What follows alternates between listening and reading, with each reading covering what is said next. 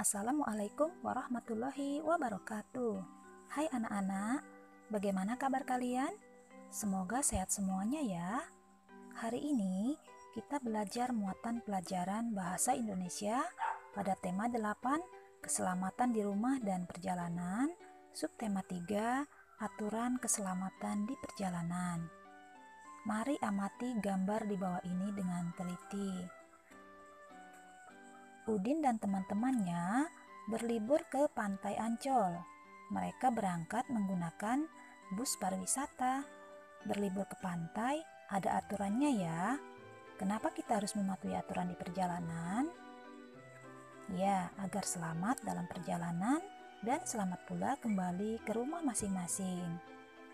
Yang akan kita pelajari pada hari ini adalah penggunaan huruf kapital, penggunaan tanda titik, dan tanda tanya.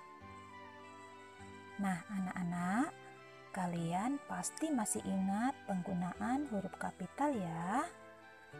Ya, huruf kapital digunakan pada awal kalimat, huruf depan nama orang, huruf depan nama hari, huruf depan nama bulan.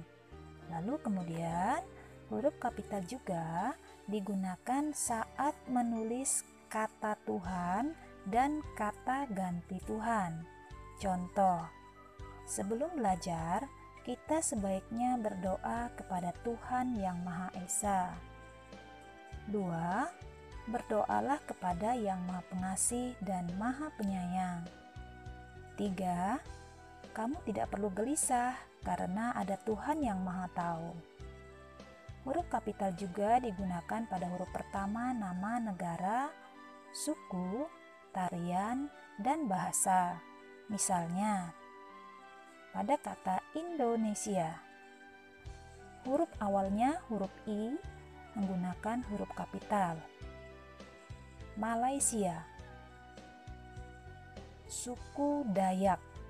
Dayak pada huruf D menggunakan huruf kapital. Suku Tidung, huruf T pada kata Tidung menggunakan huruf kapital. Suku Toraja sama pada huruf T menggunakan huruf kapital. Tari Kecak, Tari Jaipong ya pada huruf K Kecak dan J Jaipong juga menggunakan huruf kapital. Bahasa Bugis, pada kata Bugis huruf B huruf awalnya itu menggunakan huruf kapital. Kemudian bahasa Jawa, J pada kata Jawa menggunakan huruf kapital. Huruf pertama nama hari besar atau hari raya. Misalnya Hari Raya Nyepi. N pada kata Nyepi menggunakan huruf kapital. Kemudian Idul Fitri. I dan F pada kata Idul Fitri juga menggunakan huruf kapital. Huruf pertama nama tempat, objek wisata, nama wilayah. Misalnya Tarakan. T pada Tarakan menggunakan huruf kapital. Nunukan. N-nya menggunakan huruf kapital. Danau Jempang. D dan J menggunakan huruf kapital. Danau Toba. D pada kata danau dan T pada kata Toba juga menggunakan huruf kapital.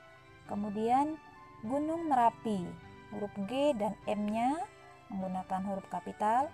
Provinsi Kalimantan Utara, pada huruf kata provinsi yaitu huruf P Kalimantan, huruf K Utara, U-nya menggunakan huruf kapital. Kemudian contoh Kecamatan Tarakan Tengah.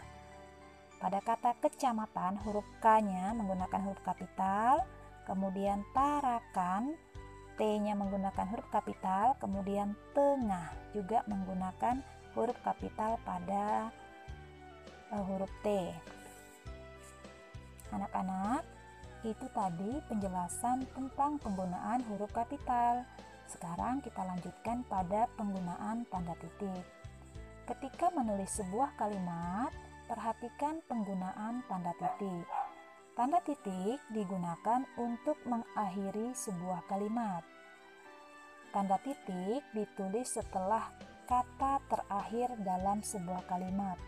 Contoh, Beni dan Edo berangkat ke sekolah bersama-sama. Kemudian di akhir kalimatnya itu tadi kita bubuhi tanda titik. Kemudian penggunaan tanda titik pada penulisan waktu. Selain di akhir kalimat, tanda titik juga digunakan untuk memisahkan angka dalam penulisan waktu. Perhatikan contoh berikut. Pukul 7 dapat ditulis pukul 07.00. Pada pukul 7, tanda titik digunakan untuk memisahkan angka jam dan menit. Jadi jam tersebut menunjukkan pukul 7. Selain itu, tanda titik dipakai dalam kalimat pernyataan. Tanda titik juga dipakai dalam singkatan nama orang. Misalnya, sebelum disingkat, nama orang tersebut misalnya Muhammad Akbar. Setelah disingkat menjadi M. Akbar. Kemudian yang kedua, sebelum disingkat namanya Abdul Wahid. Kemudian setelah disingkat menjadi A. Wahid. Tanda titik dalam singkatan nama dapat ditemukan pada nama jalan dalam suatu peta atau denah, misalnya Jalan M. Hatta dan Jalan A. Hakim. Selain pada akhir kalimat dan singkatan nama orang, tanda titik juga dipakai pada akhir singkatan gelar, pangkat, jabatan, dan sapaan, misalnya Dr. Sutomo, Insinyur Soekarno, Mulyadi SPD. Seperti itu ya anak-anak. Kemudian kita lanjutkan lagi pada penggunaan kata tanya, tanda tanya, dan kalimat tanya.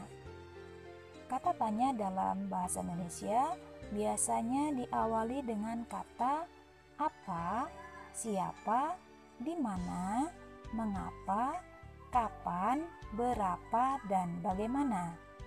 Ketika membuat kalimat tanya, harus memberi atau menggunakan kata tanya dan tanda tanya di akhir kalimat. Kalimat tanya juga dapat dibuat dengan menambahkan partikel kah pada suatu kata. Contoh, maukah kamu membantuku? Apakah kamu sudah belajar?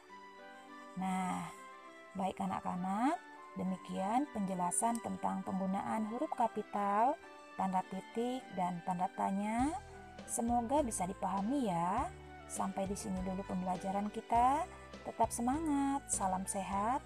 Wassalamualaikum warahmatullahi wabarakatuh.